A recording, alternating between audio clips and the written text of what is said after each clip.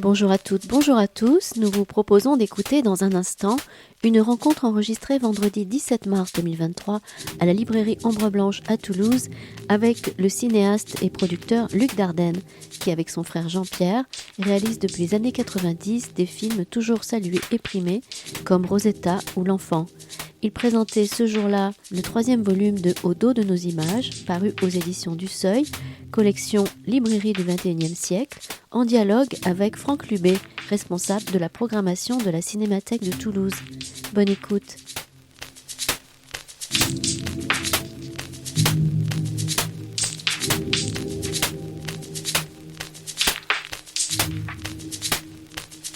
Nous allons voyager avec Luc Dardenne en compagnie de Franck Lubé. Alors, je voudrais d'abord sincèrement remercier Luc Dardenne d'avoir accepté cette invitation qui vient après, je crois, quelques rencontres en librairie autour de cette nouvelle publication, Au dos de nos images. Et je voudrais évidemment remercier Franck Lubé et toute l'équipe de la Cinémathèque, où la rencontre avec Luc Dardenne continuera, mais à l'image. À 21h, donc, Luc Dardenne présentera La Promesse, et puis vous pourrez revoir une xème fois ce film. Je voudrais dire, avant de laisser Franck Lubé dialoguer avec Luc Dardenne, quelques mots de celui qui nous permet de connaître ce journal et les scénarios qui suivent. Maurice Hollander était venu il y a, une bonne vingtaine d'années. 2005. Voilà, presque 20 ans, donc, accompagner Luc Dardenne à Ombre Blanche pour une première rencontre.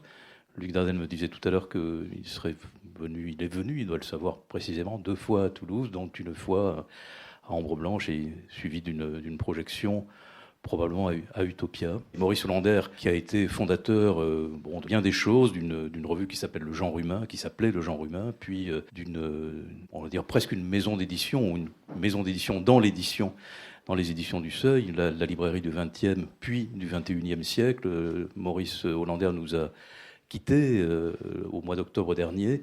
Je crois que c'était un immense éditeur, un de nos plus grands éditeurs, un des grands visages de la littérature, de la philosophie et de l'histoire, qui était historien, qui était à l'école des hautes études en sciences sociales, chercheur, et qui surtout a passé une bonne partie de sa vie pour les écrits des autres, encore une fois, chercheur, et puis évidemment très féru d'histoire, et notamment d'histoire contemporaine, et de grands témoignages. Voilà, on va essayer d'avoir une pensée pour Maurice Hollander, mais bon, la vie continue, je pense qu'il aurait dit ça, et le cinéma continue, et puis vous continuez à écrire et à nous éclairer. Voilà, je vous conseille vraiment la lecture de Au dos de nos images. C'est d'abord, bravo pour le titre, je ne sais pas si c'est Maurice ou c'est vous. Non, c'est moi. C'est vous. Bon, mais voilà. Alors, bravo. Je dois bien le dire. Bon, merci à tous. Bonne rencontre. Franck, c'est à toi. Merci Christian. Moi j'ai envie, comme j'ai l'habitude de le faire, de vous inviter à participer à la conversation, c'est-à-dire à poser des questions quand vous avez envie de poser des questions ou de demander des précisions, ou de ne pas attendre la fin. Alors, d'habitude on discute et puis à la fin on dit est-ce qu'il y a des questions. Moi j'aime bien que ça se fasse aussi pendant. On n'attend pas, si à un moment donné vous sentez le besoin de réagir, n'hésitez pas à m'interpeller et que je vous passe la parole. Alors bon, Luc Dardenne, je pense pas vraiment la peine de vous présenter, ni de rappeler l'importance de votre cinéma avec Jean-Pierre, le cinéma belge bien sûr, mais le cinéma international. On va parler Au dos de nos images, tome 3. On va parler forcément énormément de cinéma, mais j'ai envie de commencer par une question par rapport à l'écrit. En fait, vous avez commencé, c'était dans les années 90, à écrire des notes. La publication est arrivée bien plus tard, du premier tome. À la base, c'est des notes. Je dis des notes, mais en même temps, on pourrait parler de journal, mais j'ai l'impression que c'est pas tout à fait un journal, c'est pas tout à fait des notes, parce qu'en fait, si vous l'avez pas encore lu, donc je vous invite vraiment à le lire parce que c'est une véritable leçon de cinéma, j'ai envie de dire même une leçon des cinémas, à la fois des réflexions sur l'écriture, sur les films sur lesquels vous êtes en train de travailler, sur d'autres films, mais aussi des réflexions sur ce qui se passe dans le monde, les attentats terroristes, le Covid, voilà, il y a des choses qui traversent, on n'est pas que dans le travail. Mais ma première question, c'est que au départ, c'est plutôt personnel, c'est pour vous, enfin, je veux dire, vous et votre frère, en fait, voilà. Donc, ce sont des notes pour essayer de réfléchir à ce qu'on fait, comprendre un échec à un film, et ensuite, ça va devenir public. Et là, on est au 3e tome. Moi, la question que je me pose, c'est est-ce que on écrit encore pour soi ou est-ce qu'on écrit déjà dans l'idée que ça va être lu par quelqu'un d'autre, par des gens inconnus, par nous. Et pour pousser un peu plus, parce qu'en fait j'ai plusieurs questions, mais sur cette même position, j'ai envie de dire, c'est du coup, voilà, est-ce qu'on écrit encore pour soi, sachant que forcément, il y a l'idée de la publication quand même derrière, donc ça veut dire, est-ce qu'on pense déjà au lecteur? Est-ce qu'on expurge? Est-ce qu'il y a des choses qu'on garde pour soi? Est-ce que du coup, il y a des carnets? Il y a les carnets. À la fin, il y a au dos de nos images. Mais en fait, il n'y a peut-être pas tout de vos carnets. Est-ce que vous avez des carnets juste des notes de travail, des carnets qui sont plutôt de l'ordre du journal et qu'ensuite, on rassemble peut-être. Est-ce qu'il y a un travail de montage finalement pour arriver à ça? Oui, bonsoir. Bon, je dirais que au départ, effectivement, j'ai toujours écrit des notes autour de choses que j'essayais de faire, que je cherchais. Bon, j'ai toujours fait ça. Mais c'est vrai que j'ai jamais pensé les publier. Et c'est précisément Maurice Hollander que je rencontre en 2000 ou 2001, je ne sais plus, autour du film de Mathieu Amalric, Le Stade de Wimbledon, qui est fait à partir d'un roman de l'écrivain italien Del Giudice. Et on passe la soirée ensemble et tout chez lui, chez Lydia, son épouse. À un moment donné, il me dit, et vous, est-ce que vous écrivez des choses? Je dis oui, un peu, j'ai des notes autour de notre travail. Et il m'a dit, est-ce que je pourrais en lire quelques-unes? Et bon, donc quelques semaines après, je lui ai envoyé une trentaine de pages et voilà, il a dit, ça m'intéresse. Et envoyez-moi le reste si vous voulez bien, puis voilà, puis c'est parti. Et c'est vrai que quand j'ai continué après 2005, parce que ça allait jusqu'à 2005, mes notes, je ne les écris plus vraiment en étant le même. Je pense effectivement à celui qui les lira, ou celle qui les lira.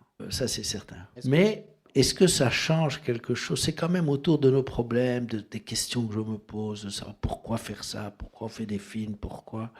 Je ne crois pas que ça introduit de la non-sincérité dans le travail. Je crois que les questions que je me pose restent les questions que je me pose, et que je ne me les pose pas parce qu'elles vont être publiées. Je pensais pas, pardon, en fait, quand je disais ça, c'est-à-dire qu'il y aurait un lecteur ou une lectrice. Au début, je pensais pas qu'il y en aurait un ou une. Je pensais pas à la non-sincérité, je pensais plutôt à la formulation. C'est-à-dire que quand on écrit des notes, moi, par exemple, j'écris des notes aussi, et il y a des notes que j'ai écrites quand je les retrouve aujourd'hui. Je me rappelle pas, alors peut-être que c'est parce que je prends pas bien mes notes, mais du coup je me dis qu'est-ce que tu voulais dire, parce que c'est peut-être un peu plus lapidaire ou voilà, moi quand je prends des notes, je n'ai jamais essayé de retranscrire vraiment l'immédiateté de la prise de notes. Je prends des notes et je mets des parenthèses à développer, hop, voilà, voir tel livre, je me souviens plus de la page, donc même les citations, bon, je me souviens plus des pages, des titres des livres, mais enfin je sais ce que ça veut. Je note quelques trucs et bon, on verra plus tard quand je transcrirai. Donc je réécris les notes, mais depuis le début, hein, depuis le début où j'élague. Voilà, j'enlève des choses, c'est trop long, c'est trop un peu empoulé, je raconte trop, donc j'enlève. Et aussi j'enlève des choses parce que je me dis bon, ça sert à rien de blesser quelqu'un. C'est souvent ça. Des choses que j'ai pas aimées, je le dis. Bon voilà, je dis pourquoi j'ai pas aimé. Mais je me dis je vais quand même. À quoi ça sert? Chacun se fasse son idée de ses films ou de ses livres. Voilà. Donc ça, je les ai enlevés et j'ai enlevé des choses peut-être trop personnelles aussi. Voilà. Ici, j'ai laissé un peu plus quand même. Parce qu'il y a eu le décès de ma mère, de notre mère, et quand on perd sa mère, bon, c'est un événement qui pour nous est aussi dans nos films, si je puis dire, voilà, d'une manière ou d'une autre. Donc voilà. Mais sinon, moi j'ai commencé à écrire cela parce qu'il fallait, on ne savait pas ce qu'on allait faire, on avait fait un mauvais film, et on s'est dit, bon, qu'est-ce qu'on fait? En discutant avec mon frère tous les jours, le soir, je prenais des notes à propos de ce que nous avions dit, à propos d'une idée que j'avais. Au départ, c'est pour essayer d'un peu comprendre ce qui s'est passé, pourquoi on a fait ce si mauvais film, et est-ce qu'on peut en faire un autre. Et donc voilà, c'est parti de là. Et puis après, bon, avec la reconnaissance du film La Promesse, ça change un peu. Là, c'est plus, bon, comment faire, qu'est-ce qu'on fait, pourquoi ci, pourquoi là, ou bien on aurait pu faire ça, un peu tous les repentirs aussi, à propos d'un film, et puis sur le tournage. Même, j'écris jamais pendant le tournage, c'est très rare, parce que là, on est pris par le film, et on n'a pas le temps d'avoir une conscience de ce que l'on fait, de partir, de s'éloigner de ce qu'on fait. Je suis vraiment dedans, et il y a une ou deux fois quand même, mais c'est plutôt vers la fin d'ailleurs. Mais pendant le tournage, je me tais, si je puis dire. Je ne prends pas de notes, puis ça revient après. Dans les moments creux. C'est vrai que du coup, vous attardez jamais trop sur le tournage. Il y a par-ci par-là, il y a quelques moments sur un plan, ou peut-être on pourra y revenir après, mais c'est surtout la question de l'écriture, véritablement, c'est-à-dire de l'écriture du film. Donc je rappelle, du coup, c'est donc là sur la période, c'est Le silence de Lorna, La fille inconnue, Le jeune Ahmed et Tori et Lokita. Mais, si je peux dire, non, Le silence de Lorna, c'est Maurice Hollander qui a demandé de le mettre dedans. Il était déjà publié dans Le Point. Et il m'a dit, mais Le Point, c'est pas Le Seuil. Donc, c'est pas ma collection. Donc, on va le remettre ici, parce qu'un jour, Le Seuil va peut-être vendre Le Point. Et donc, on n'aura pas le scénario dans notre collection. Alors, il y a plusieurs questions de cinéma que vous posez tout le long, mais il y en a une qui revient assez souvent, qui me fascine véritablement par rapport au cinéma, c'est la question du cadre. Avec un rêve, à un moment donné, où je me dis c'est vraiment presque quelque chose, c'est au-delà de la déformation, où vous dites, juste notez là la phrase, c'est donc vous avez fait un rêve, et les images, et la question que vous posez, les images de mon rêve étaient-elles cadrées ? C'est-à-dire presque au réveil, c'est est-ce que c'était cadré, quoi ? Est-ce que c'était dans un rectangle ? Est-ce que, c'est les images de mon rêve étaient-elles cadrées ? Après, je notais d'autres passages, si vous permettez, pour donner une idée, pour aborder vraiment la question. C'est justement là, c'est par rapport à La fille inconnue, et sur la question justement du cadre. Donc là, on n'est pas dans le tournage, il me semble. Lorsque nous avons filmé le docteur Génie, nous l'avons parfois cadré de profil pour montrer quelqu'un qui écoute ses patients et pour laisser résonner la parole et ses silences au-delà des réactions pouvant être perçues dans le regard de Génie. Comme si filmer le regard de Génie risquait de bloquer la circulation de cette parole silencieuse, invisible entre elle et ses patients, comme s'il fallait laisser du vide visuel pour que la parole circule, que le vent passe. Tout l'enjeu est de trouver les moments et les durées de ces moments où on cache et où on montre ce visage pour que le spectateur sente le passage du vent sans perdre le contact avec Génie. C'est cela que nous avons cherché au cours de nos longues répétitions avant le tournage. Il y a un autre moment aussi où vous parlez à la fois de cette question du cadre et du visage. Alors attendez, j'essaye juste de le retrouver. En fait, ça m'a frappé ce matin en vous attendant à l'aéroport. Voilà, c'est là. En fait, c'était le 28 mars 2016 que vous écriviez, et avec tout le questionnement aussi sur le plan séquence. Le plan séquence enregistre la continuité d'un moment de vie, et l'enregistrant, il permet parfois de laisser paraître ce qui passe dans cette continuité, ce qui passe et qui précisément est ce qui se passe. La survenue d'un temps qui passe, d'un présent unique, fragile, vivant. En filmant la continuité d'un moment de vie d'un visage, se laisse parfois filmer cette apparition d'un temps qui passe, fragile, vulnérable, qu'un rien pourrait arrêter, annihiler. Le spectateur qui porte attention à ce visage et ressent ce temps qui passe, vit un moment de passivité durant lequel son regard se vide de sa pulsion de prendre, de fixer, de tuer, un moment durant lequel il est heureux de voir l'autre vivre, simplement vivre, être vivant. Ce bonheur qu'autorise l'art surprend celui qui le vit et le laisse surpris après l'avoir vécu.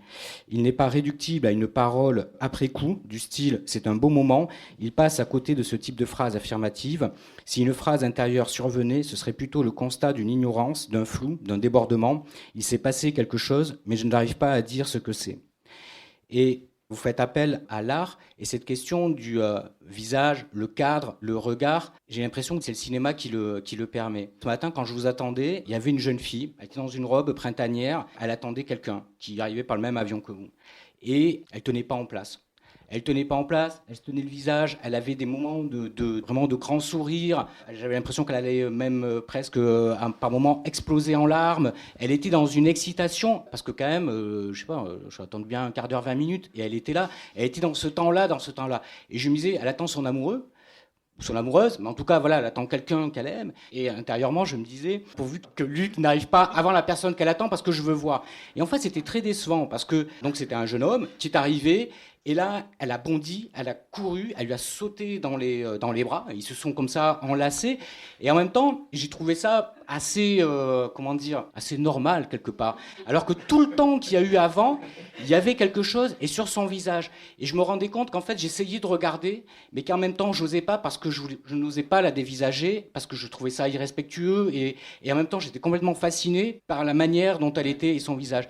Et je me dis, ça au cinéma, je le regarderai et sans me sentir sentir voyeur. Est-ce que c'est quelque chose que vous ressentez, par exemple, de vous dire que le cinéma permet justement de saisir ces moments de vie, que ce soit le personnage, que ce soit les comédiens qui incarnent, et parce qu'on saisit aussi quelque chose qui déborde du personnage quand on filme, et on ressent cette vie.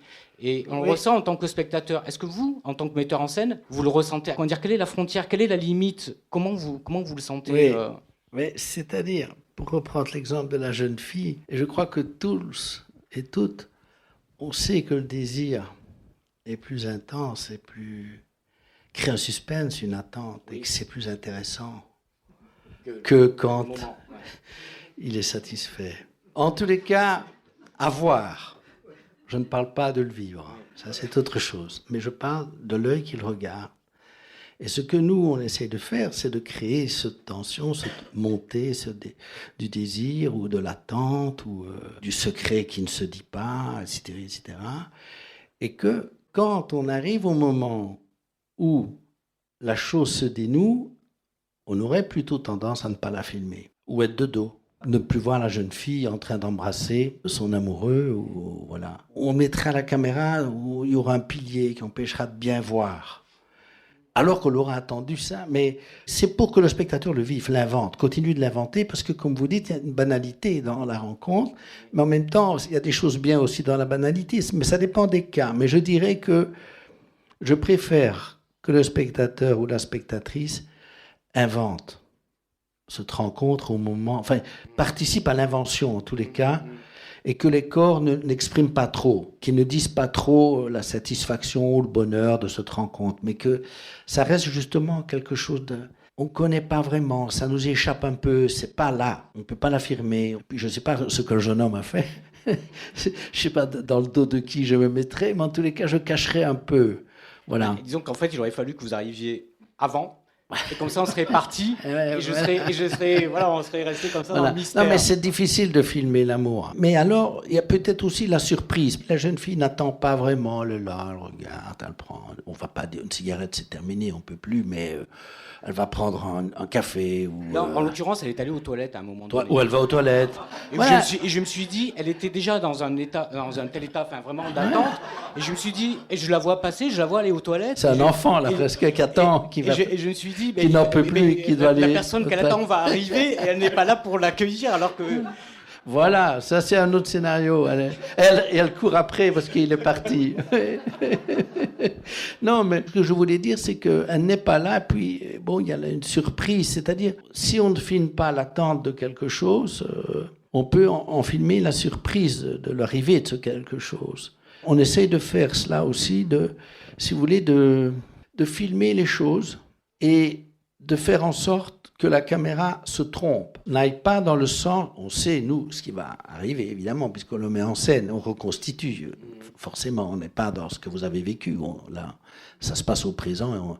Nous, on essaie de faire croire que nous sommes au présent, mais on doit tout faire pour le faire croire, donc organiser et construire pour cela.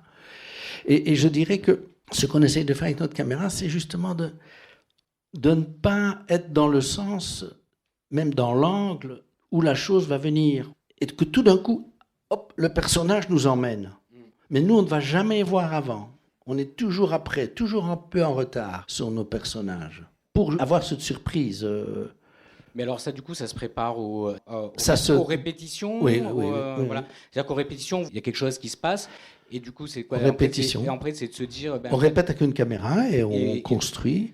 Et on dit, si précisément, voilà, je vois, il y a un pilier là dans le fond de la salle. On dit, voilà, à un moment donné, il faudra que la caméra passe sur le pilier. Et que quand elle passe sur le pilier, il y a quelque chose d'autre qui va arriver dans le cadre. Mais il ne faut pas qu'on sente l'effet que le pilier ne devienne pas annonciateur. Il faut qu'il soit banal. Bon. Et qu'on soit déjà passé une fois dessus, par exemple. Donc on le banalise, puisqu'on l'a déjà fait une fois. On cherche le moment où le spectateur, la spectatrice, vont, ah, c'est une surprise, on ne s'y attendait pas. C'est pour ça qu'elle est là, c'est pour ça que... Voilà. C'est des constructions qu'on fait et qu'on peut faire avec des plans séquences, parce que les plans séquences, ce sont des longs plans où on essaie de filmer le présent, les choses qui arrivent, comme si elles arrivaient dans le plan, quoi, voilà. Et que là, on peut se permettre cela. Et que quand ça dure, vous êtes dans une continuité, et puis tout d'un coup, Ou bien on coupe, on met un autre plan, ou bien il se passe quelque chose qui était inattendu. Dans justement la question du plan séquence, vous la posez énormément pour La fille inconnue. Oui. Il y a un moment de réflexion, c'est est-ce qu'on ne doit pas rompre avec le plan séquence? Et c'était l'extrait que je disais au début, en fait, c'est la question de l'espace entre les personnages. Je me rappelle qu'il y a un moment où vous posez la question... Vous dites, Si le mouvement est trop long. Oui, du coup, il y aura trop d'espace entre eux. Et en fait, il faut trouver le juste espace entre vraiment entre les personnages. On revient à la question du cadre. Mais c'est-à-dire le danger, c'est que quand on met en scène avec des plans séquences, c'est qu'on ne soit obligé à un moment donné de faire bouger un personnage pour avoir le mouvement. Alors que non, il est, je sais pas moi, il est dans sa question, dans son histoire, je sais pas. Il doit pas bouger. Il n'y a aucune raison de le faire bouger. Donc il est là et l'autre est là. Comment faire? Est-ce qu'on va faire un plan comme ça dans le vide? Oui, non. Bon, voilà. Alors c'est mieux de couper. C'est mieux de couper, oui. Bon, voilà, mais c'est un peu technique tout ça, évidemment. Bah, oui, mais c'est quand même, c'est quand même, je trouve que c'est quand même assez passionnant, oui. Parce que c'est pas juste de la cuisine. Non. C'est aussi le style. C'est-à-dire, c'est ce qui fait aussi l'âme du film. C'est des questions que vous posez aussi au moment de l'écriture, mais qui se posent vraiment plus au moment du moment d'écriture quand même. Il faut penser l'écriture de la scène en pensant qu'elle peut être un plan séquence. C'est-à-dire même comment la circulation des personnages, déjà avant même d'avoir les objets, le cadre, surtout les accessoires. Les accessoires qui font des liens dans le film, mais aussi des liens entre les personnages et on résout des questions importantes en se passant une bouteille d'eau. Donc il faut savoir où on va mettre la bouteille pour que quand le personnage, par exemple dans Tori et Lokita, ils soient en train de répéter des questions pour mentir à l'examinatrice, pour faire croire donc qu'ils sont frères et sœurs et qu'elle connaît bien l'orphelinat dans lequel il était, etc.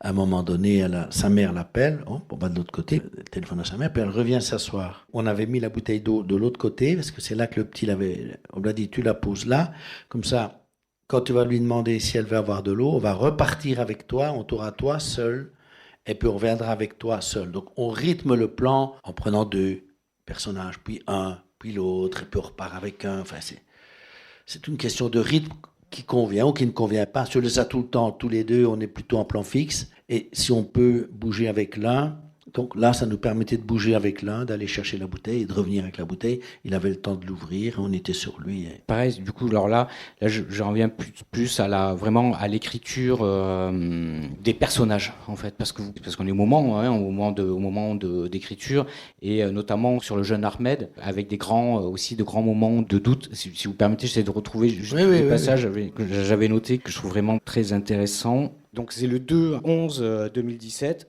Je pense que je dois arrêter l'écriture du scénario. Ai-je raison ou suis-je en train d'abdiquer face à l'échec? Pire, de me plaindre, en ouvrant mon carnet pour écrire ce que je suis en train d'écrire. La plainte, c'est tellement facile, en plus ça enferme. Ça donne raison, ça donne le sentiment d'être une victime. Je dois savoir attendre, supporter l'angoisse, attendre que la chose vienne à moi, rester disponible, sans jugement, vide. Donc déjà, ça en dit ça sur la question du personnage, que finalement, que le personnage, faut pas le forcer, c'est lui qui doit venir à vous. Donc ça, c'est le 2. Le 3, un film avec une femme qui chante, un homme et une femme qui chantent. J'ai besoin de chant, je ne sais pas pourquoi, je crois que nous arrêtons de travailler sur l'histoire d'Ahmed, je suis épuisé. Et puis le 6, conversation téléphonique avec Jean-Pierre, je lui ai proposé de repartir dans une nouvelle histoire avec Ahmed, un garçon moins solitaire, pris dans des relations familiales très conflictuelles, etc. etc. Juste pour dire, parce qu'on ressent... Ce qui est une mauvaise idée d'ailleurs, parce que c'est pas ça qu'on a fait. En fait, ce qui est passionnant dans votre livre, on a l'impression de vous voir au travail vraiment d'écriture, et notamment avec le jeune Ahmed. Oui, parce que c'est compliqué. Vous posez énormément de questions sur où est-ce qu'on va, comment on va finir.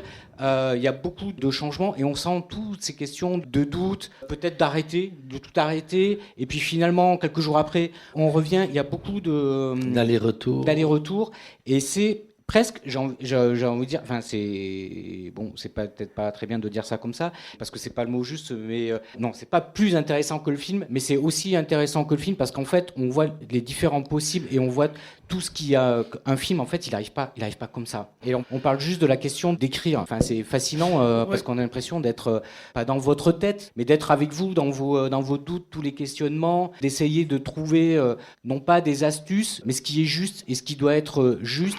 Et en même temps, façon sans jamais forcer le personnage. Mais c'est-à-dire que le jeune Ahmed, c'est compliqué parce que c'est un fanatique.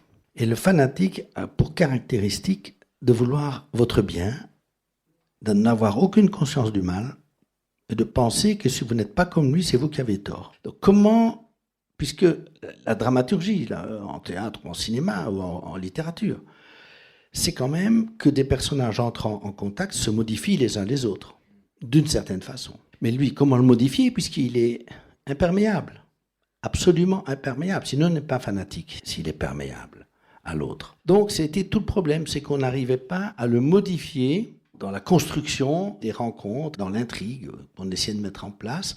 Et j'en avais parlé à Fethi Benslama, le psychanalyste, qui a écrit beaucoup sur l'islam et la psychanalyse. Et je lui avais dit, on a une idée peut-être, mais je ne sais pas, c'est peut-être trop romantique, que quand il va rencontrer une jeune fille, son désir érotique, il a 12 ans et demi, mais il y a un désir qui pointe, peut-être que ça va le changer, parce que cette fille n'est pas musulmane, elle est belge, et peut-être ça va le changer que... Et il a dit non. Il demandera qu'elle devienne musulmane comme lui. Je dis oui, d'accord, mais elle peut dire non. Non, ils sont leur mère, leur frère, leur sœur, les copains, les copines doivent être comme eux. Sinon, ça marche pas. Alors, il n'est pas un vrai fanatique. Voilà. Donc, c'était compliqué. Et puis, il fallait l'aimer, ce personnage qui veut tuer quand même la prof de l'école de devoir, qui est musulmane, mais pour lui, n'est pas une vraie musulmane, comme il voudrait qu'elle soit, puisqu'elle ne porte pas les vêtements, et bon, etc., etc. Donc, c'était compliqué. Et aussi, je me disais, bon, ben, j'y arrive pas, je n'arrive pas. Mais en même temps, je me disais, ce garçon, il doit quand même... C'est un enfant. Donc, c'est un enfant qui veut tuer, c'est quelque chose qui, pour tous les humains, est inadmissible. On doit bien l'accepter. On a encore vu en Allemagne dernièrement, là. Mais c'est une chose, c'est impossible, qui est de l'ordre de l'inexplicable, même si la genèse de ces meurtres s'explique. Mais c'est insupportable. Et donc, pour moi, je disais, il faut qu'il reste un enfant tout en étant un assassin. Et ça, c'est difficile à tenir ensemble, hein. Très difficile à tenir ensemble. C'est la force du fanatisme. Et je me disais toujours aussi, en pensant à l'écrivain Amos Oz, qui avait écrit un livre sur le fanatisme, il disait, avec les fanatiques, il faut pouvoir raconter une histoire qui est celle du fanatique, mais qui se termine bien. Et ça, c'est difficile. Qu'ils soient meilleurs que leur histoire, si vous voulez. Que les histoires qu'eux se racontent, qui soient des histoires de mort, hein, de pureté, enfin, etc. L'histoire que les religions racontent. Je ne fais pas un plaidoyer contre l'islam. Il n'y a pas que l'islam qui a produit des extrémistes religieux, hein. Le christianisme en a produit, le judaïsme aussi, le bouddhisme aussi, parce que tout le monde, les Tibétains, oui, mais il y a des Tibétains, ils ne sont pas marrants, hein. La religion japonaise aussi, de l'empereur, hein, les kamikazes, bon, on a plusieurs exemples. Et d'autres idéologies sans Dieu aussi, qui sont absolutistes, hein, il n'y a pas que les religions non plus. Mais enfin, toujours est-il que c'était, pour moi, le plus difficile, ce fut lui vraiment. Et quand on a trouvé l'acteur, le gamin, d'ailleurs, c'était merveilleux que les parents acceptent que leur fils joue ce rôle, parce que, bon, c'est quand même... On allait voir le film. Eux, ils pensaient surtout dans le pays. L'international, ils s'en foutent, mais quand même, on va voir que c'est leur fils là qui essaye de... voilà. Donc, ils ont été formidables. Moi, j'étais vraiment, et mon frère aussi, on était contents parce que le garçon, il n'avait pas les yeux grands ouverts, loin de là. Et quand on mettait notre caméra un tout petit peu plus haut que son regard, eh ben, on cachait un peu ses yeux. Et ça ne donnait pas l'impression d'une ruse de sa part, mais c'était plutôt la réalité, elle n'existe pas vraiment. Et ça, on s'est dit, là, il y a quelque chose de physique. C'est toujours ça qu'on doit chercher en cinéma, quelque chose de physique qui, sans exagérer, il n'était pas non plus aveugle, hein, mais il fallait, voilà, de temps en temps, on voyait son regard, évidemment, et plus d'une fois, un peu comme si on filmait le dos. On filmait le dos de son regard, si vous voulez. Et là, je me suis dit, tiens, ça, c'est magnifique.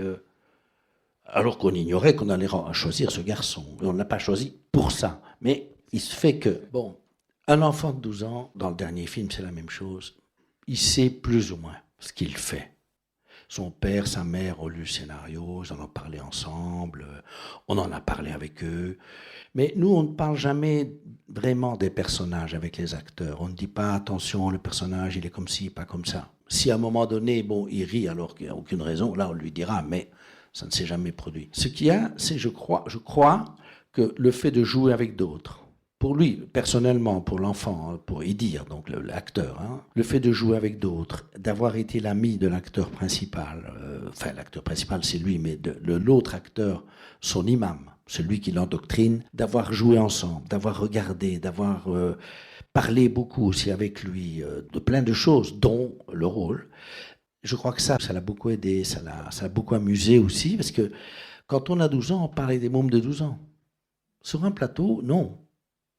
Il était le seul à avoir 12 ans. Il y a eu la jeune fille, d'ailleurs, ça ne s'est pas vraiment bien passé, qui devait l'embrasser, il n'avait jamais embrassé quelqu'un, il était très nerveux, très nerveux. Et elle avait déjà embrassé quelqu'un, donc. Mais ça, c'est autre chose, c'est pour une partie du film. Sinon, il a bien vécu bon, voilà, et il disait, Ahmed, c'est pas moi je m'appelle Idir, voilà, bon. Et il avait une faculté, d'ailleurs, je le dis, je crois, à un moment. Il disait, bon, allez, au revoir l'équipe, je pars chez Ahmed. Et il jouait, et puis après, il revenait. Non, le travail avec l'équipe, manger avec les gens. Nous, qui voyons le film, nous sommes dans le drame du film, et dans l'angoisse. Ce garçon, c'est quand même terrible ce qui lui arrive.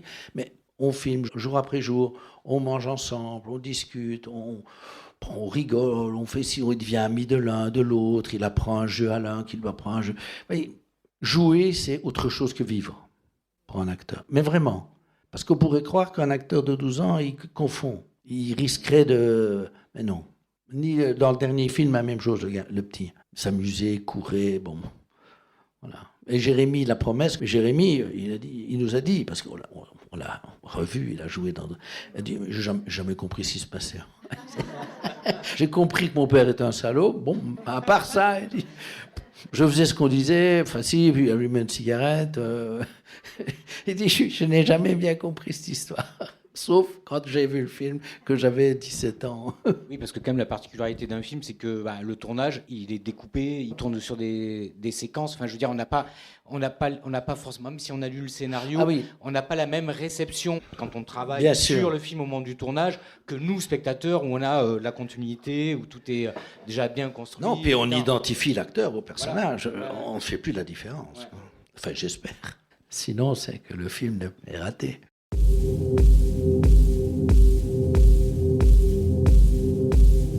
Vous écoutez le cinéaste Luc Dardenne à la librairie Ombre Blanche le 17 mars 2023 à l'occasion de la parution du tome 3 de Au dos de nos images, édition du Seuil, en dialogue avec Franck Lubé, responsable de la programmation de la Cinémathèque de Toulouse.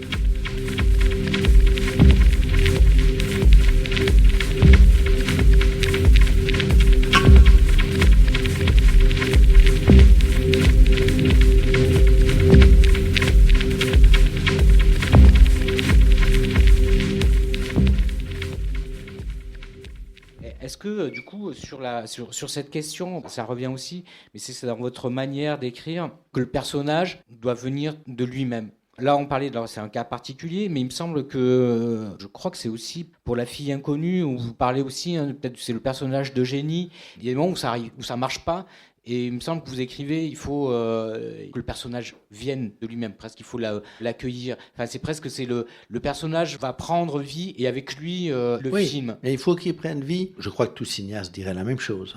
Oui, mais il ne faut pas que ce personnage soit abstrait, qu'il soit une marionnette de l'intrigue. Oui, mais ça paraît un petit peu abstrait pour nous, parce que nous, spectateurs, on a l'impression qu'on se dit, vous êtes un démiurge et donc vous pensez les choses, tout est... Par exemple... Quand on vous lit, on sent qu'il y a des choses qui vous échappent et c'est d'arriver à saisir le personnage, moi, pour nous, parce qu'il y a d'autres films qui c'est autre chose. Et puis des gens qui adaptent des romans, tout ce travail-là, il n'a pas besoin de le faire, puisqu'on adapte un roman. Bon, le roman a déjà donné le personnage que vous imaginez, et même il a donné objectivement, parfois aussi. Si on part de zéro, comme nous on fait, c'est vrai que le personnage, il faut le laisser venir, c'est-à-dire il faut laisser venir son corps. Je dirais pas son visage, parce qu'on ne sait pas, on ne connaît pas encore l'acteur ni l'actrice. si c'est une femme. Mais il faut le laisser venir avec ses accessoires, avec son corps.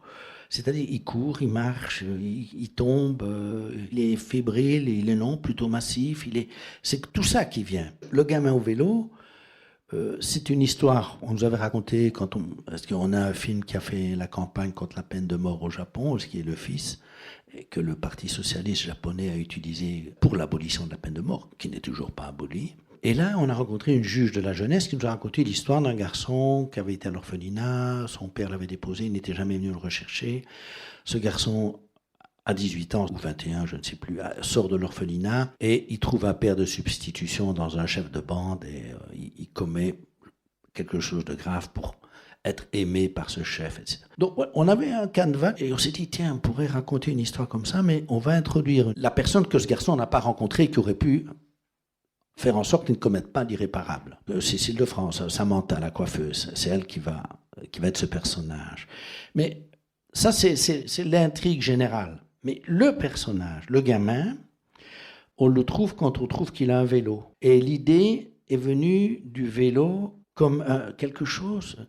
Je crois que quand on est seul, comme un garçon abandonné par père et mère, enfin sa mère est décédée, le père le laisse, la grand-mère est morte, donc il est là tout seul. Je crois que quand on est seul, les objets ont une grande importance. On s'attache à des objets, ça devient vous-même. Et d'ailleurs, si on le touche, on vous le prend, c'est un drame. Et on s'est dit, ben voilà, il a son vélo et on va organiser ses relations au monde à travers son vélo. On va lui voler son vélo, son père l'aura vendu, il va le retrouver, il va le reperdre, voilà. Et à la fin, il repart en vélo. Jusqu'au bout, il va utiliser son vélo pour monter sur un mur. Enfin, bon, il faut trouver tout le temps des trucs avec l'accessoire pour construire le personnage, dans ce cas-là. Donc, c'est physique, ça. On se dit, tiens, il vient avec le vélo, ben, tout d'un coup, ça fonctionne mieux. Ça marche, comme on dit. Voilà. Ça marche et on peut écrire des scènes, exprimer des choses. Il va séduire Samantha avec son vélo. Il va faire des wheelings, là, hop, il va monter, et puis il va tourner autour d'elle un peu pour l'encercler. Voilà. Et donc on pense la mise en scène aussi avec le vélo. Ce sont des choses physiques concrètes qu'il faut trouver. Voilà. Et quand on trouve cela, généralement, bon, pour nous, en tous les cas, on trouve notre histoire. Si vous avez des questions, sinon moi j'aimerais aborder juste autre chose de l'ordre de l'écriture et du cinéma. Dans votre livre, alors, il y a toutes ces notes donc, de travail sur les films sur lesquels vous êtes en train de travailler. On en finit un, on reprend l'autre, on a déjà commencé, etc. Et quand il y a des textes, il y a des moments où en fait vous parlez des films que vous regardez.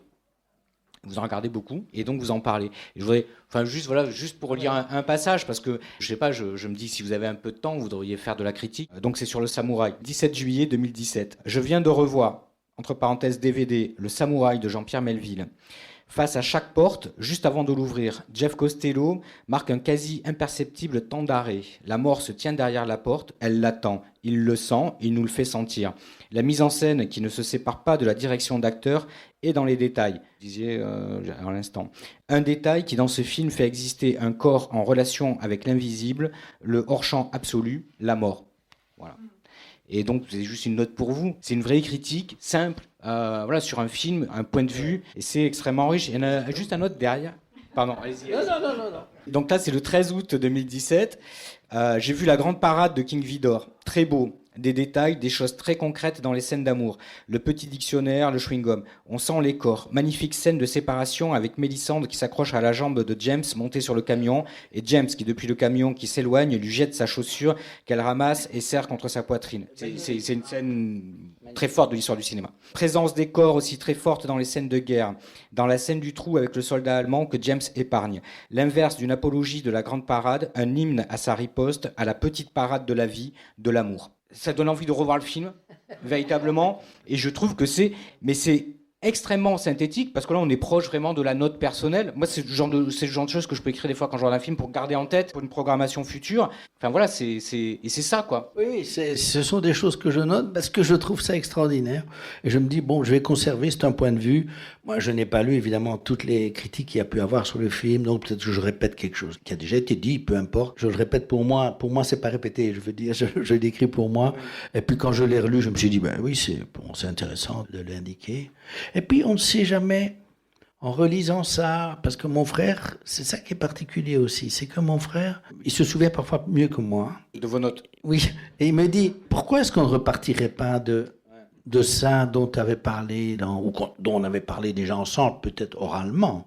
Mais que vous, après, vous avez voilà. noté. Et oui, on pourrait repartir de cette idée. Je dis, oui, c'est vrai, pourquoi pas. Donc, ça sert aussi pour le travail. Non, on le sent parce que c'est pour ça que c'est très, que je trouve, quand vous parlez des films des autres, j'entends, il y a vos films et là c'est vraiment une leçon de cinéma sur la manière dont vous écrivez les films, écrire le scénario, mais jusqu'à la réalisation, etc. Comment les films sont faits et les questions qui vous agitent et auxquelles vous essayez de répondre cinématographiquement, etc. Et quand vous écrivez sur les films des autres, et on sent ce regard justement de mise en scène. C'est pas un critique qui écrit, c'est quelqu'un qui fait du cinéma. Il y a cette question du cinéma. Et on retrouve aussi vos interrogations quelque part. Ça parle beaucoup aussi de vous finalement quand vous parlez des films des autres. Donc je peux comprendre que ça vous nourrisse aussi, oui. Quoi. Mais ça nous nourrit aussi je en crois tant que qu'on lecteur. on fait des films parce qu'on a vu des films. Et parce qu'on a lu, bien sûr.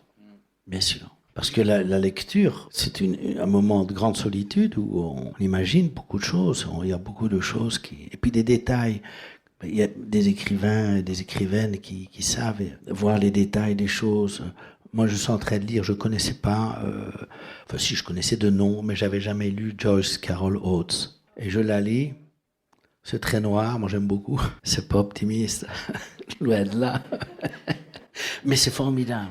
Pour moi, c'est optimiste quand même, parce que... je veux dire que c'est comme nos personnages, on nous dit souvent aussi, surtout dans le dernier, puisqu'elle meurt, Lokita, je dis oui, mais il y a une vérité. Pour moi, voilà, je vois plus ça comme ça, je ne vois pas ça. Est-ce qu'il faut faire des films feel-good movie, ou est-ce qu'il faut des fins qui quand même guérissent le spectateur, lui permettent quand même d'être plus heureux? Pourquoi pas, les comédies musicales? C'est un cinéma aussi, c'est bien. Je crois que c'est bien. Bon, moi, je sais pas l'idée de... Je dis ça, je ne peux quand même pas faire semblant que ça n'existe pas. Je dois quand même le montrer aussi. Mais sans faire souffrir le spectateur inutilement non plus. Parce que parfois, bon, il y a des films... On peut se poser quelques questions quand même. C'est Douglas Sirk qui, dans ses mémoires, c'est pareil, c'est des formes de notes aussi. Il parle du happy end. Là, on est d'un point de vue d'un metteur en scène qui travaille à Hollywood, et en fait, qui parle du happy end et qui dit en fait c'est un code, et que pour lui, il prend ça à la tragédie, et il dit un film en fait, c'est tout le côté cathartique, et donc on amène le spectateur dans des émotions qui peuvent être très puissantes, très violentes, et quelque part, le happy end, c'est comme un accord tacite. En fait, on n'y croit pas, mais ça permet juste de redescendre un petit peu quand on sort de la salle, grosso modo. Je sais que nos personnages, les spectateurs et les spectatrices, ils pensent qu'ils existent. Ils deviennent vivants. C'est ce qu'on essaye de faire. Et je remarque que ça marche, si vous voulez. Et que quand ils meurent, c'est pas comme Belmondo à bout de souffle, quoi. Bon, voilà, oui, mais il nous a fait rire et tout, pouf, pouf. Bon, il meurt, mais il meurt pas vraiment. Il meurt comme personnage de cinéma. Nous, j'ai le sentiment, dans les réactions qu'on a reçues, que les gens se disent, mais vous étiez très irrespirable, j'ai pas pu... Bon, voilà, donc il faut qu'on fasse attention quand même. Parce que le tout, c'est d'arriver à raconter ce que l'on veut raconter, à dire ce qu'on veut dire, à faire vivre le personnage qu'on veut faire vivre, mais l'emmener là où tout d'un coup on ne crée pas un effet contraire à ce qu'on cherche, quoi. C'est un peu compliqué, mais on s'adresse au spectateur. Je dis toujours, pas toujours, mais le problème, c'est pas que le spectateur ou la spectatrice aime le film, c'est que le film aime ou n'aime pas la spectatrice ou le spectateur. Aimer, je veux dire par là, augmenter la personne qui voit le film, lui faire comprendre quelque chose qu'elle ne comprenait pas, ou simplement lui faire vivre un moment d'amitié, un moment qui n'a jamais vécu, ou un moment moral et qui est à la fois émotionnel et moral, mais la morale l'émotion est aussi morale. C'est ça qu'on essaie que le spectateur vive. Parfois, bon, il y a des choses que j'ai écrites, par exemple, et je me dis, bon, c'est pas mal, ça fonctionne, c'est surprenant, c'est pas mal, mais finalement, c'est un peu rocambolesque, et à part ça ne dit peut-être pas ce qu'on essaye de dire. Donc on enlève, on laisse ça dans les archives. Oui. C'est compliqué quand même de tenir la ligne, de tenir la caméra, le regard, dans le propos, parce qu'il y a quand même un propos dans un film. Si on veut terminer avec un happy end, quand le mirage de la vie de Douglas Sirk avec la fille et sa mère, magnifique. Je crois aussi, parce qu'il y a eu cette grande scène d'humiliation où elle a fait semblant qu'elle n'était pas sa mère, et que ça répond à ça, et c'est juste, quoi. Voilà, c'est un happy end, mais c'est juste. On sent qu'il y a une vérité humaine là, qu'il y a une expérience humaine dans laquelle on se reconnaît tous et toutes. Et c'est ça qu'il faut trouver. Même chose dans les comédies musicales ou dans les films de genre, les films noirs, ça reste... Bien sûr, on tue toujours dans les films noirs, oui, bien sûr, mais c'est pas le plus important sans doute. Est-ce Mais que chez nous, quand on tue, c'est autre chose, quoi. parler de réécriture ou d'ôter une scène, même si elle marche et que finalement on se dit non, ça va pas parce que c'est trop artificiel par rapport à ce que doit être le film, à ce qu'on veut ou ce que le film demande ou les personnages. On y revient à ce travail d'écriture préalable au tournage qui est très très important, entre ensuite le tournage et le montage. Est-ce qu'il y a des choses aussi qui passent à la trappe, par exemple au montage, c'est-à-dire on l'a tourné et au ici on a enlevé 20 minutes. Si on enlève, ouais. On avait un film qui faisait 103 minutes et maintenant il fait un peu plus parce qu'on a rajouté une scène, mais il faisait 83. Et 83, vous dites un peu moins, mais enfin, pourquoi pas, hein, il y a des grands films qui font 70 minutes. Mais... il n'y a pas besoin que les films fassent 3 heures. Hein. Aujourd'hui, on aime ça, aujourd'hui, on aime ça. Les séries, l'influence des séries, l'influence inconsciente des séries, on veut développer, tout expliquer. Mais pourquoi pas, c'est pas mal non plus, hein, le Jane Campion qui fait... il est bien... Moi, je sais pas, moi j'aime bien 80-90 minutes. Moi aussi, mais bon. Il n'y a pas de gras, j'ai envie de dire. Du coup, on est vraiment... Oui, mais en même temps, il y a des grands films qui font 2 heures. Bon, oui, voilà. Bien sûr. Ça dépend un peu. Mais c'est vrai qu'il y a peut-être une tendance. Je me dis que les séries jouent peut-être un rôle dans le fait de penser un long métrage au-delà de 2 heures, quasi automatiquement. Parce que les séries, si on ramasse une série, on peut ramasser une série en un film. Ah mais absolument. Il y a des séries qui sont 6 épisodes et qui sont très bien, mais en même temps on se dit ça pourrait faire un film de 100 minutes et ça n'enlèverait absolument rien. Hein, exactement. Parce que beaucoup de choses... Mais on raconte la série, on raconte. Bon. Du coup là sur cette question de retravailler là au montage, en l'occurrence, vous avez pas, c'est pas des scènes que vous avez coupées au montage en se disant cette scène-là, on l'a écrite, on l'a tournée et finalement ça ne marche pas. Non, c'est plus de raboter un petit peu pour trouver le rythme. Créer des ellipses. Ouais, voilà, c'est plutôt creuser le temps, créer des ellipses. Dans le dernier film, on a enlevé une scène. Je le dis à un moment, je crois. On avait une scène où donc les 2 personnages, c'est 2 jeunes migrants qui se font passer pour frères et sœurs pour avoir des papiers. Lui a ses papiers et pas elle. Donc il dit elle m'a aidé, lui c'est un enfant persécuté, un enfant sorcier, donc si sa sœur l'a aidé, qu'elle a risqué aussi de mourir, il serait normal qu'elle ait des papiers en tant que réfugiée. On avait une scène où elle rêvait qu'elle voyait venir sa mère dans la maison qu'ils occuperaient en Belgique. Et il dit maman est là, et bon, et il dit moi je suis où? T'es là, bon. En soi ça va, mais elle venait trop tôt. Parce qu'on ne connaissait pas encore assez les personnages que pour pouvoir rêver avec eux, si vous voulez. Avoir ce rêve intime, quand même. Et alors, on a essayé de la mettre après, et ça n'allait plus. Parce que le bus, ça se passait dans un bus, ils étaient là tous les 2, bon, un peu endormis, et ça ne marchait pas, donc voilà, on l'a supprimé. Ça, voilà, c'est parce que c'était pas bon, ça ne marchait pas. Sinon, c'est pour créer des ellipses. Comme on voulait faire un film assez rapide, qui a une vitesse assez importante, pour arriver jusqu'à la dernière scène. On a vu ça un peu comme une course, oui. Parce que par exemple, avec La fille inconnue, on a pu reprocher au film de ne pas donner vie au personnage interprété par Adèle Haenel, donc personnage de Jenny, qu'elle n'ait pas de vie en dehors de justement là de l'action. Or, justement, quoi, c'est ce qui fait... presque on va dire, peu importe, c'est à un moment donné on prend, et c'est la force du film, c'est d'être avec ce personnage-là à un moment donné et de rentrer dans son obsession, on est vraiment dans une forme d'action, peu importe de savoir, je sais pas, sa relation avec ses parents ou... je suis d'accord avec vous, c'est ce que finalement on a fait. Il y a un critique de cinéma, ça je l'ai pas mis, mais je trouvais qu'il a dit, et Antigone, sa vie non plus, je la connais pas. sa vie privée, je m'en fous. Mais c'est ça, vraiment. Oui, je suis d'accord avec vous, mais... C'est ça le cinéma aussi. Oui, mais quand même, il n'y a rien à faire. Nous, on s'est posé la question. Donc, le docteur Jenny, c'est un docteur, quelqu'un sonne à sa porte en dehors des heures, elle ne va pas ouvrir et il se fait que c'est une fille, une migrante, qui va se faire tuer quelques instants plus tard. Elle n'a pas voulu ouvrir un peu par orgueil, parce qu'avec son assistant qui voulait ouvrir, elle a dit non. C'est hors des heures de travail, on n'ouvre pas. Pense à ta vie, fais un bon diagnostic. Si tu es tout le temps là en train de souffrir avec les patients ou bien de faire plus que ce qu'il faut, tu seras un mauvais médecin. Et finalement, bon... Elle culpabilise. Elle culpabilise et voilà, elle mène son enquête et elle parvient à trouver le nom et de donner une sépulture à cette jeune femme. Mais en même temps, la sœur aussi de la jeune femme vient dire la vérité. Oui.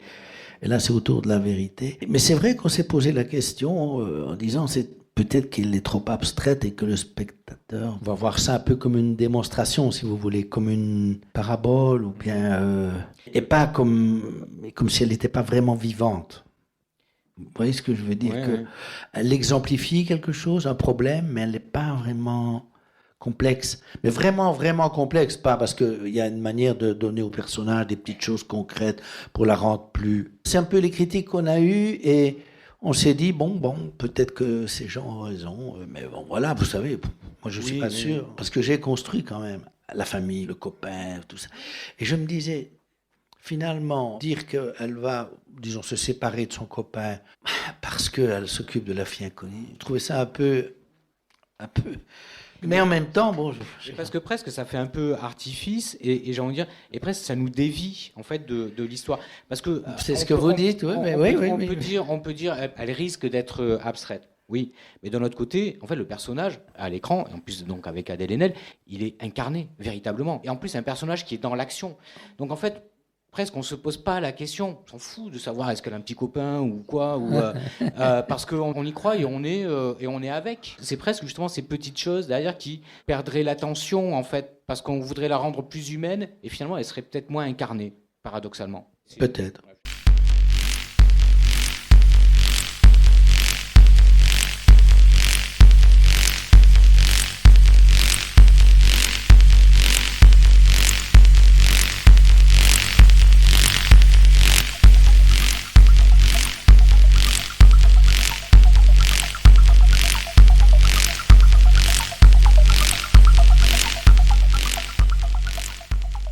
Je voulais vous demander qu'est-ce que vous recherchiez dans une actrice, parce que par exemple pour La fille inconnue, si je dis pas de bêtises, vous recherchiez le rôle c'était pour une femme plus âgée et après ça a été rajeuni pour Adèle Haenel. Donc ça me fait penser que c'est pas forcément pour l'idée que vous avez du physique quand vous écrivez le personnage.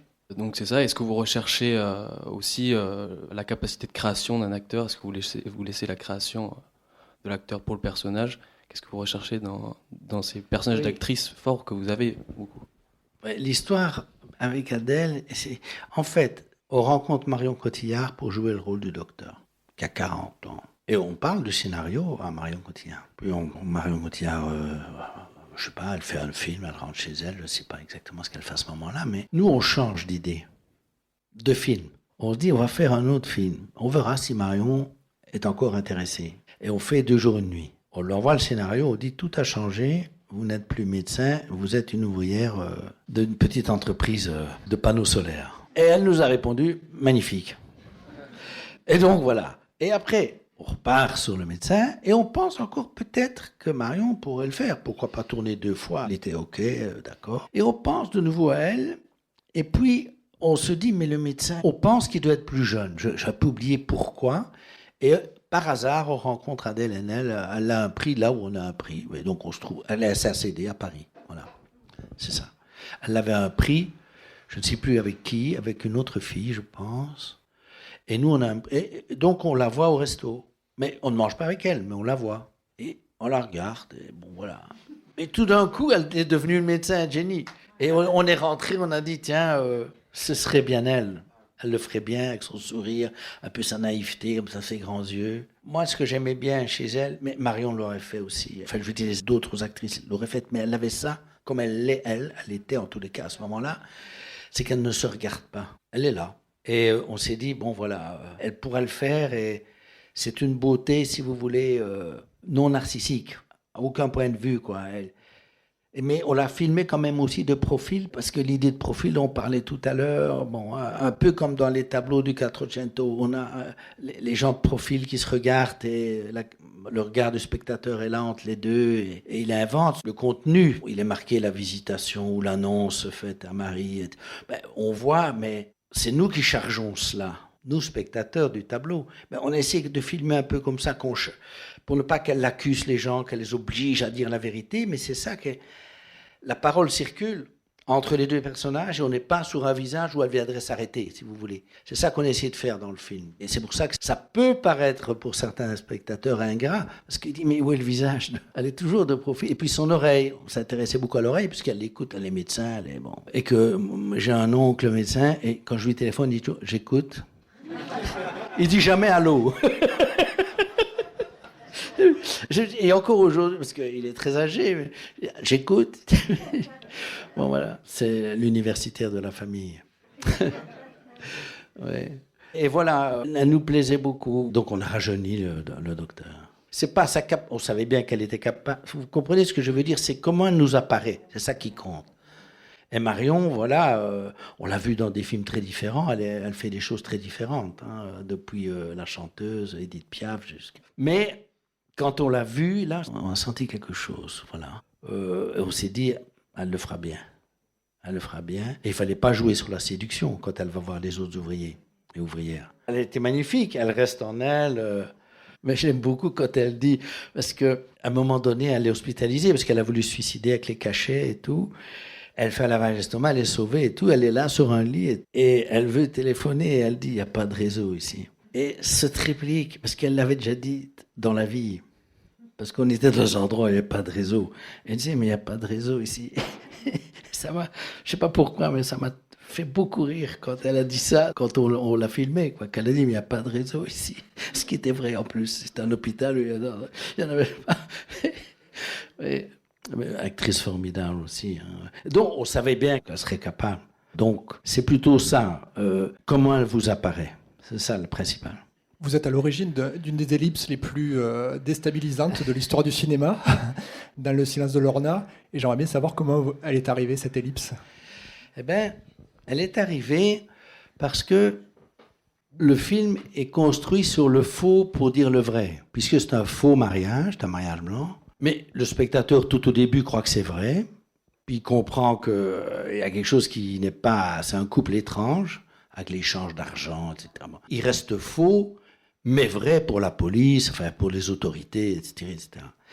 Et ce faux mariage va donner naissance à un vrai amour, puisqu'elle va finalement, ce type qui devait disparaître, qu'on devait éliminer par overdose, ben elle va dire non, c'est un être humain, il est vivant comme moi, d'accord, c'est un junkie, d'accord, il se drogue, enfin justement il arrête là, mais... contrairement au milieu, à son fiancé qui dit bah les junkies veulent mourir, laisse-le mourir, on s'en fout, c'est pas notre problème. De toute façon, on le fait mourir une semaine avant, bon, il se sent pas coupable. Qu'on lui fasse l'overdose, ça ne le gêne pas. Et puis après arrive le bébé, le faux bébé, si je puis dire, imaginaire. Ils ont fait l'amour réellement. Il est donc possible qu'il y ait un bébé, et on a vu qu'ils faisaient l'amour. C'est pour ça qu'on le filme aussi.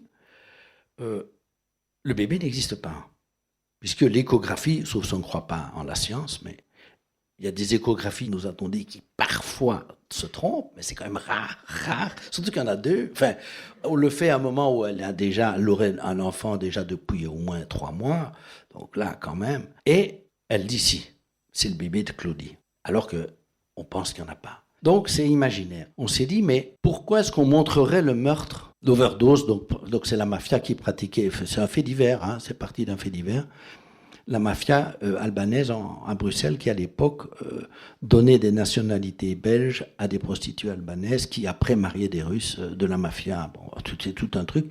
Là, la police nous a donné des informations après qu'on les ait eues par une animatrice de rue. Et nous, on a inventé le personnage de Lorna, qui est plus une prostituée, qui est une jeune femme qui essaye d'acheter un snack avec son fiancé qui voyage dans l'Europe pour faire un travail chaque fois clandestin. Et finalement, elle va refuser de tuer ce garçon.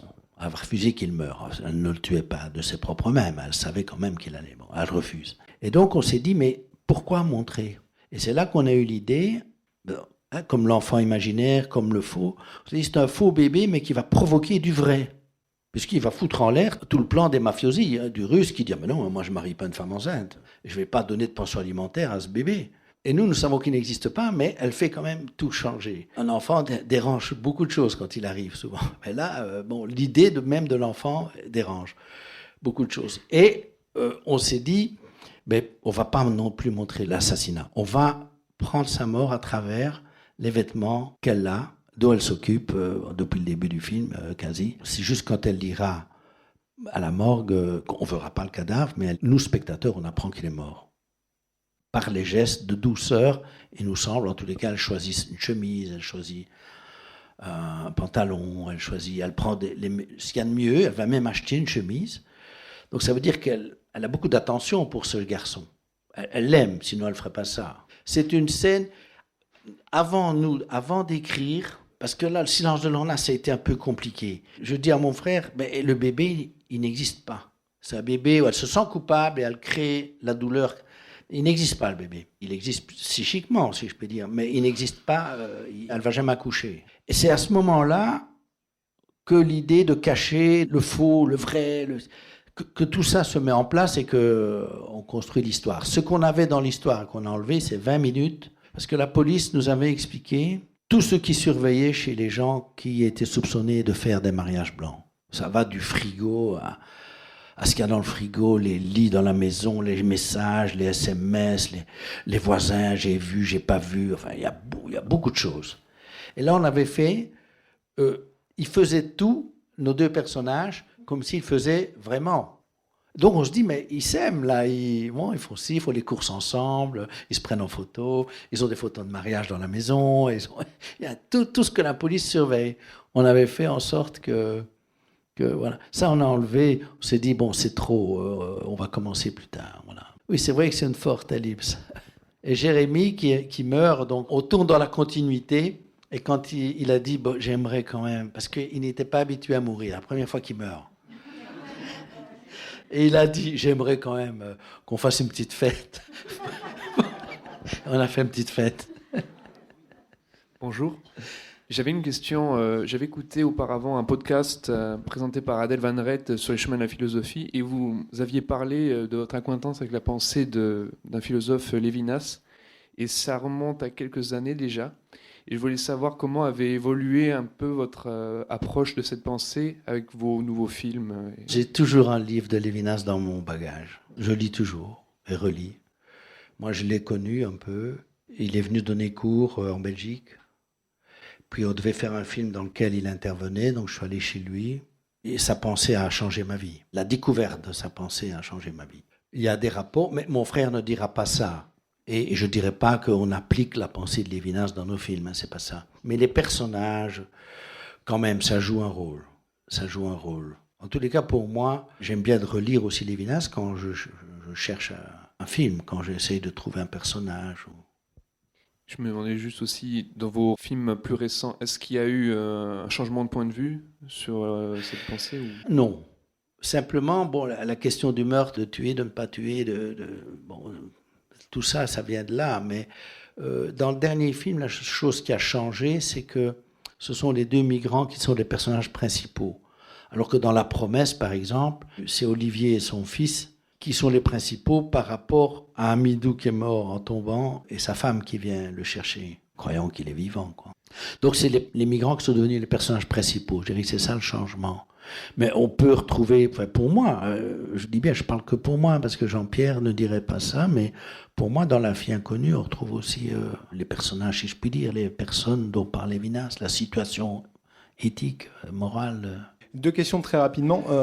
Moi, j'aime pas trop les films sociétaux, et quand je vois vos films, je suis quand même transporté. C'est-à-dire, il y a un truc qui me touche. J'essaie de vous rapprocher d'un cinéaste que j'adore, c'est Kieślowski, et je me dis que peut-être, est-ce que le point commun entre vos deux œuvres, c'est la question de la fraternité? Parce que Kieślowski, dans Bleu, Blanc, Rouge, la liberté, il n'y croit pas, l'égalité, il n'y croit pas, mais la fraternité, il y a un truc à construire. Donc ça, c'est ma première question. Et ma deuxième question, vu que vous parlez de l'actualité, que vous êtes traversé par les problèmes sociétaux, on a vécu quand même depuis 2-3 ans un truc assez inédit. Et là, je vais prendre position, pour moi, qui est une mascarade, où on a essayé justement de diviser les gens en gérant une espèce de pseudo-crise. Il y a peu de réalisateurs et de gens du monde du spectacle qui ont osé prendre parti. Il y a juste un film qui existe à Paris de Laurent Firotte qui s'appelle Le Monde d'après. Donc voilà, sans polémiquer, est-ce que... Quelle crise? La crise du Covid et son instrumentalisation politique. Enfin, là, je vous donne un point de vue qui est... peut-être ça va vous Qui est le vôtre? Qui est le mode. D'accord. Non, Parce après... que quand même, 600 médecins, 600 personnes soignantes mortes en 1 mois et demi en Italie, en Lombardie, c'est mais pas de la blague. des soignants qui sont exclus... Moi, j'ai parce perdu qu'ils ont des gens. Oui, je peux comprendre. Mais si vous voulez, par exemple, sur la question de la santé et du soin, la situation qui est faite aux soignants dans notre pays, et c'est... Voilà, bon, on ne va pas polémiquer, mais est-ce que du coup, cette situation, ça vous a interpellé? Parce que là, c'est vrai que sur la question de la fraternité, il y a eu de la division. Il y a eu, par rapport à ça, vous voyez, on pourrait totalement diviser. L'idée de diviser pour mieux régner, là, ça a été vraiment testé sur les populations. Voilà. Pas plus. Mais... Écoute, je ne me permettrai pas de donner des leçons sur ce qui s'est passé en France. Bon, je ne connais pas assez, mais c'est un point de vue. En tout cas, Kieslowski, grand cinéaste, et le décalogue pour nous a été très important. On a vu ça en 85, 86, jusque dans les années 92, 93. Grand cinéaste, et cinéaste du secret, il montre pas, on apprend plus tard. Donc pour nous, important, très important. Et alors sur la fraternité, j'y crois beaucoup, j'y crois, comme lui. Mais c'est certain qu'il ne faut pas être angélique non plus. Dans le dernier film, on montre comment cette fille, la scène où elle est tuée, c'est quand même pour sauver celui qui n'est pas son frère de sang, mais qui est son frère de cœur et d'esprit. Donc j'y crois beaucoup à la fraternité, et c'est certain que la liberté et l'égalité ne doivent pas rester simplement, même si c'est aussi important, simplement juridique, si je puis dire. Il faut que, sans doute, il y ait de l'affect aussi, parce que quand on a vu avec le mouvement des droits civiques aux États-Unis, c'est très bien, il faut, et tant mieux que ça. Mais beaucoup de Blancs continuent à penser que les Noirs sont inférieurs et ne sont pas aimables, aimables à aimer, à marier, à employer, etc., etc. Donc, la fraternité est importante. Mais elle seule, elle ne fait pas non plus une société. Il faut aussi des lois. Bon, voilà. Enfin, c'est un long débat. On sort du cinéma. Enfin, non, on ne sort pas du cinéma. Non, mais c'est quand même un autre sujet quand même. Et le Covid, moi, je n'ai pas d'idée. On a produit 2 documentaires, notre atelier de production, liés au personnel soignant. La situation, chez nous, les hôpitaux sont quand même publics, en majorité. La privatisation, évidemment aussi, il y a une tarification à l'acte, comme un peu partout, qui est remise en question, heureusement. On essaie de trouver une autre manière de tarifier les soins. Il faut le faire, il faut tarifier, bien sûr, il faut payer des soins, c'est certain, mais je veux dire, il faut payer le personnel, il faut des salaires, il faut que les médecins, les chirurgiens, tous. Voilà, on essaye de trouver d'autres façons. En Belgique, il y a des grands débats autour de cela, qui viennent de la crise du Covid, justement. Et chez nous, je ne dirais pas qu'on a divisé pour régner. Je pense que il y a eu quelques maladresses de la part du pouvoir politique quand ils ont dit que le cinéma, par exemple, comme le théâtre, la musique, étaient des secteurs non essentiels. Ils se sont trompés en disant cela. On est d'ailleurs monté au créneau pour le dire aussi, qu'évidemment, nous, on ne voulait pas que dans les salles de cinéma, les gens soient à côté des autres. Il fallait bien sûr les masques, il fallait bien sûr la distance, toutes ces choses que l'Europe a connues. Mais pourquoi les fermer et ouvrir les grandes surfaces? Voilà. Il y a un problème. Finalement, il y a eu une réponse et on a réouvert les salles. Et puis ils ont voulu les refermer et là on a dit non. Et ils ont accepté. Mais pendant le week-end, normalement on n'était pas autorisé. On l'a fait et on a eu des spectateurs et des spectatrices qui venaient, mais masqués évidemment, avec le gel, avec toutes les précautions qu'il fallait prendre. Aujourd'hui, le problème du nombre de soignants reste un vrai problème. Aussi en France, en Italie... Mais là, on n'a pas fait de film, mais on a produit 2 documentaires. Oui, je voudrais vous poser une question pour nos étudiants et nos étudiantes. Vous écrivez dans le tome 3 de votre ouvrage Au dos de nos images, vous vous définissez comme un cinéaste figuratif, un cinéma réaliste, et vous vous posez cette question en reprenant Francis Bacon, comment capturer la réalité, comment capturer l'apparence sans en faire une illustration. Est-ce que vous pourriez, pour eux, développer ce point, s'il vous plaît? Oui, je vais essayer. Non, je veux dire que quand on construit un film, c'est essayer que le spectateur ou la spectatrice ne se disent pas « Ah oui, ça renvoie à ça. Ah oui, c'est comme dans là. » Et que ce que vous montrez ne compte pas finalement. Ce n'est juste que l'indice d'autre chose qui est plus important, qui est la réalité. Voilà, c'est ça que j'essaie de dire. C'est qu'on n'illustre pas la réalité. Par exemple, c'est une manière d'expliquer, parce qu'il faut toujours prendre des exemples. Dans Le gamin au vélo, à un moment donné, Cécile de France, il y a ce gamin qui cherche le vélo que son père avait acheté, mais en fait son père l'a vendu, le vélo, il ne le sait pas encore. Il va dans l'immeuble, et dans l'immeuble, il se fait poursuivre par les éducateurs de l'orphelinat dont il s'est échappé, et il va se réfugier dans le cabinet médical qu'il y a en dessous du building. Chez nous, en Belgique, il y a dans les, comment vais-je dire, les logements sociaux, les HLM, si vous voulez. Au rez-de-chaussée, il y a, pas souvent, mais parfois, il y a des cabinets médicaux. Et donc, il va se réfugier dans le cabinet médical. Et l'assistante le reçoit, il dit « Qu'est-ce que tu veux ?» Il dit « Je suis tombé en vélo, il dit, etc. » En fait, il essaie de fuir. Les éducateurs entrent dans le cabinet médical en se disant « C'est là qu'il est ». Et il est dans la salle d'attente, effectivement, et quand il les voit arriver, il se jette sur une femme. Il ceinture la femme, Cécile de France, qui est dans le cabinet, qui a un problème médical, et elle tombe par terre, ils sont là tous les deux, et puis finalement ils se séparent, et il va voir après son vélo, etc., et puis il n'est pas là, et le film continue.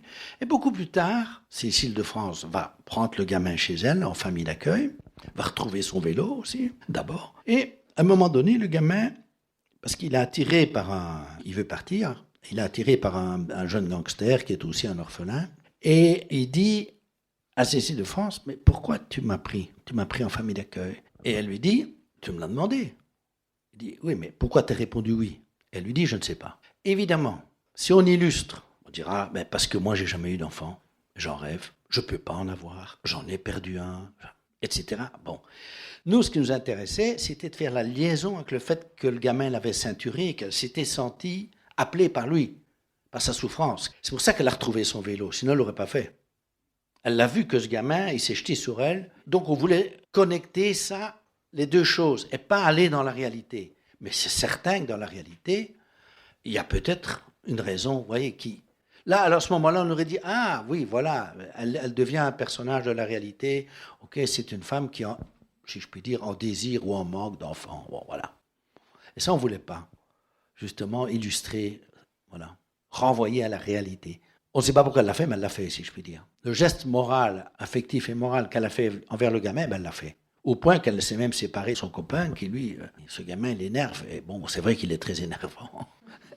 Il lui dit c'est lui ou c'est moi, elle dit c'est lui, et il sort de la voiture. Bon, on espère que c'est une crise à un moment, quand même. Voilà, c'est ça. Au final, pourquoi avez-vous consenti à écrire, à publier vos notes ? C'est Maurice Hollander qui... Ça, c'est ce que vous nous avez dit au départ. La demande vient de lui. Mais vous, pourquoi y avez-vous consenti ? Si je réfère à la réalité, je ne sais pas. Il a dit beaucoup de choses sur ses notes. Notamment, il m'a dit « j'ai pleuré ». Je dis « ah bon ?» Et il m'a dit « non, il faut... » Je dis « oui, mais... Bon, je parlais de mon père aussi dans deux choses et tout. Je dis... J'ai laissé des choses quand même, hein, mais il m'a dit « mais non, il faut le faire ». Je dis « oui, mais est-ce que ça a un intérêt pour les gens de... » Mais il dit « oui, il faut le faire ». Et lui, il m'encourage même à mettre d'autres textes dedans. Il dit « non, mets tout ». Je crois qu'il a joué un vrai rôle pour la publication. Et après, j'ai continué. Ça, c'est moi, j'aurais pu arrêter et dire « non, j'écris plus, Maurice, j'ai plus de notes ». J'ai eu des retours sur le livre. Bon voilà, je me suis dit c'est la mémoire d'un travail aussi. C'est des notes de travail qui sont aussi des notes parfois personnelles, où je parle aussi de la manière de travailler à deux. Donc je me dis que ça peut aussi intéresser. Mais c'est vrai, vous avez raison, parce que j'ai consenti. Oui. J'ai consenti, mais pas, je ne me suis pas, comment vais-je dire, j'aime bien aussi venir en parler, voilà. Ça me plaît aussi. Si quelqu'un me dit, bon, parfois la vos notes, c'est mal écrit, je dis, ah bon, je suis désolé. Mais j'essaie d'écrire, bon, comme moi je sens les choses, voilà, comme j'écris les dialogues des films, c'est moi, voilà. Mais si je suis critiqué sur le style, je n'en ferai pas. Si on parle des films, là, je me dirais, ah, ça me concerne vraiment. Et là, j'ai même mis 2 poèmes cette fois-ci, j'avais écrit 2 textes. Mais ça, les lecteurs, les lectrices qui font bien attention, ils verront les rapports. Mais ça, j'explique pas tout non plus. Avec nos films, je veux dire. Parce que c'est toujours en rapport avec nos films, hein, ou avec l'image, quoi. C'est un lien avec l'image. Peut-être pas nos films, la télévision parfois. Je ne sais pas si vous avez vu ça. À la télévision française, vous vous souvenez, les plus âgés s'en souviennent, les dossiers de l'écran. En 84, la première femme qui parle de l'inceste à la télévision, j'oublie son nom. 84, les dossiers de l'écran, avec Jameau, vous vous souvenez? J'en parle dans le livre, parce que quand Kouchner publie son bouquin, bon, on en parle, bon, je vais regarder ça. Je dis, mais j'ai vu cette émission. Parce qu'on dit qu'en France, comme en Belgique, et c'est pas typiquement français, on n'a jamais considéré la parole de ces femmes. Eh bien, c'est hallucinant de voir ça. Vous avez un anthropologue, et pas n'importe lequel, un sexologue, un psychiatre, et encore une profession, un psychologue, je crois, et une femme, qui est juriste, et qui reçoit des plaintes. C'est la seule qui dit à un moment donné, parce qu'on se fout de ce que la femme a dit. Et elle-même, elle sent qu'elle doit pas trop, enfin que bon, on l'écoute pas. Et la seule femme qui est dans le domaine du droit dit, mais non, il faut quand même écouter ce que dit madame. Mais non. Et c'est incroyable. Et c'est là qu'on se rend compte quand même, 84, il n'y a pas longtemps. Enfin, pour vous, oui. Pour la jeunesse, oui. Mais pour nous, c'est étonnant quoi, de voir comment l'image... Et ça, c'est l'image. Hein. Ça, c'est une archive magnifique. Où on voit comment l'existence d'une parole est niée par un aéropage, il faut bien le dire, masculin. Oui. C'est étonnant, à ce point-là. Voilà. Bon. Donc là, je parle de ça. Au début des années 80, sur le sujet, dans l'édition, il n'y a rien. Vous cherchez au mot inceste, au début des années 80, eh bien, il n'y a rien. Ça m'avait beaucoup surpris. Un des rares livres qui existait était le résultat d'une recherche en anthropologie, et ça s'appelait « L'inceste en milieu rural en Basse-Normandie ». Il n'y avait rien. Ah non, mais c'est étonnant. Ça n'existait pas. Lévi-Strauss, Freud, dans les théories. Non, mais bien sûr, c'est ça. Mais dans les témoignages. C'est ça. Aucun témoignage n'a été publié. Oui, c'est vrai. Oui, oui. Et le film sur l'inceste, le premier, c'est une mère avec son fils, le film de Louis Malle. Merci beaucoup.